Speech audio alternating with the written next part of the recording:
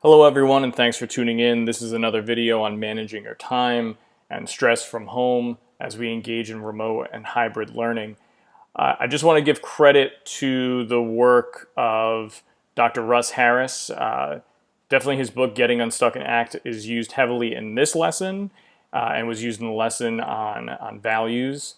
And also for this lesson, the book Get Out of Your Mind and Into Your Life for Teens by Joseph Chiarocci, Louise Hayes, and Ann Bailey was used at multiple points. So I'm just taking the work of these people and trying to really distill it down for our situation over at Bergen Tech. But I want to give credit to where credit is due. So this lesson is about SMART goals, and SMART goals are something that you can use at any stage in your life.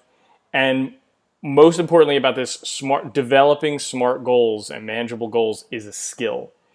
So you're going to try to do it, and you're probably going to fail in the beginning, and that's okay. The important thing is to keep at it, and then you sort of internalize the process of setting manageable goals, and you'll be doing it without even thinking about it once you get used to that process.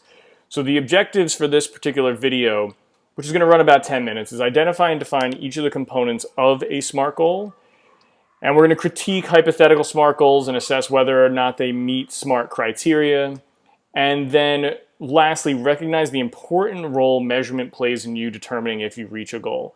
You have to have some kind of way of measuring, did I do what I wanted to do? Flashback now to another video I posted on values. In case you forgot, values are essentially the foundation, the why we do what we do for our actions, which then inform the goals that we try to reach. Or hopefully we're doing this, because actions that have no grounding in what you value probably aren't helping you reach your goals. And if you are reaching those goals, but you don't know what you value that's helping you reach those goals, it's probably a pretty unfulfilling goal. So it's important to note that not all goals are created equal. And this is where the SMART acronym comes from. They need to be specific, meaningful, adaptive, realistic, and time framed. And if we use these ideas to inform our goal setting, we're more likely to create goals that are manageable and reachable, and then we can, get a sense of accomplishment in what it is that we're doing, and hopefully kind of push those goals a little bit each time as we move forward and we get new skills, or we're doing tasks that we find fulfilling on a regular basis. It's a great way to push yourself in a manageable way that promotes that eustress, like that good stress that we want to have, and reduce distress. So let's start off with S, because that's, how you spell SMART. You start with S. So what specific actions will you take? Well, we're going to use this parent example to show you that this skill transcends being a student. This can apply to anyone. So, parent example. I'm gonna really be there for my kids this week. Versus this example. I'm gonna get home at 4 p.m. on Friday and take the kids to the park to play basketball. As you can see, the example on the right is way more specific in terms of what this parent is going to do and when they're going to do it with their family, as opposed to the one on the left. And what you want to avoid is non-specific goals, because there could be some issues with that. One of them could be that you don't know what to do to reach the goal, and you end up getting stuck. Like, you don't really have a plan, you get stuck, and then in turn, you start judging yourself and beating yourself up for not hitting that goal. And it's like, if you never really had a plan to hit that goal, it's almost like you're setting yourself up to fail, and not in a good way unless you kind of learn from that failure. So the M portion of this, meaningful, it's what values will be guiding you. So for this parent, and they could be relying on that or drawing from that value of being caring or compassionate or kind or responsible in their family.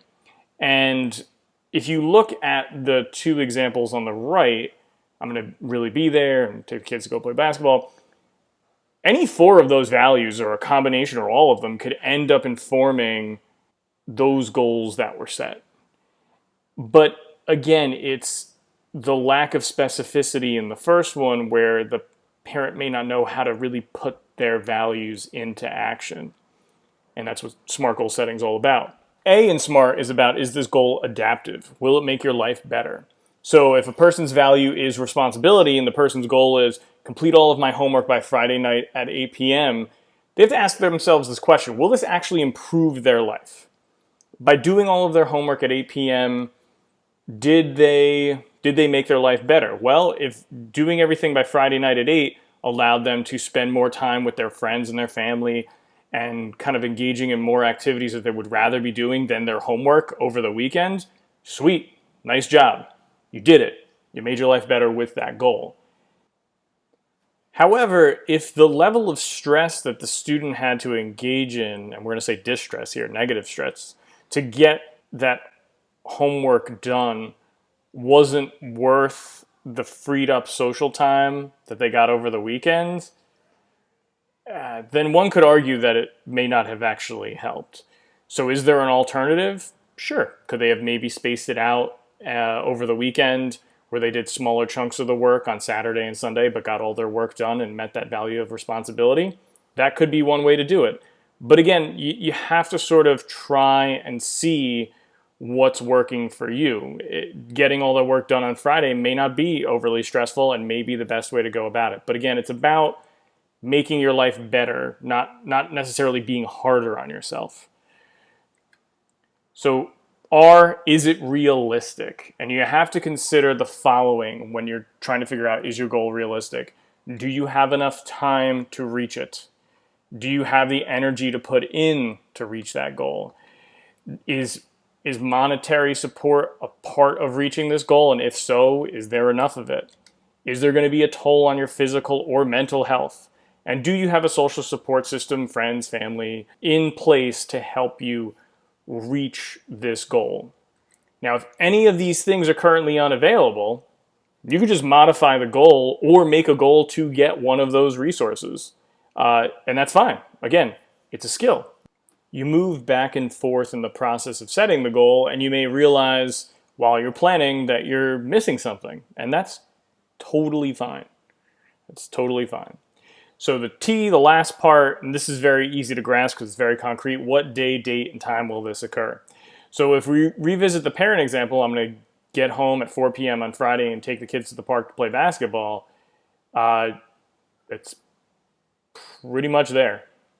Everything that we talked about in terms of specificity is there.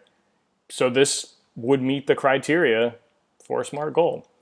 One thing to avoid is this, and the way that I compare these types of goals to sort of New Year's resolutions that are destined for failure, because it's very hard to plan for them. I'm going to get better grades. I'm going to be friendlier. I'm going to go running more. And I'm going to listen more in class. If you just take the bottom example, it's just like, well, how would that student define listening more? Like, what are they using to know that they're listening more or less compared to what they were doing before the goal was set? And that's really where you have to recognize there's no way to measure any of those. And measurement is key to getting specific. And one thing that we mentioned in the values video is that you don't want to set yourself up for a situation where you're just beating yourself up for an unrealistic expectation. So for the one example of, I'm going to be friendlier, maybe that could be fine-tuned into something that's more like, each time I see someone eating alone in the hallway, I am going to say hello to them and ask if they would like someone to eat lunch with. That's getting closer. I'm still not quite there in a SMART goal yet. Maybe that's like one time by the end of the week, I will reach out to someone who's eating alone and try to see if they would like any company. That person may reject your company, and that's okay, but you're trying to reach your goal of being friendlier, probably demonstrated through a value of kindness. Now, again, this is not easy, but it will help you adapt. I know that I changed the bottom portion of this. So it's not easy, but it's going to help you adapt, not just with learning, but with whatever happens to come your way. You got to ground it in what's important to you, and you also have to make a plan to know if you're reaching the goals that you're trying to set with those values. It's, again, it's a skill, it takes practice. It's no different than anything you would do in a sport or a musical performance or any other performance-based activity. This is just something that takes time. So put the time in and you'll definitely see some improvement in your management of your distress. And hopefully you just feel more happier and content with what it is that you're doing. All right, again, if you have any questions, please let me know. Take care, be safe.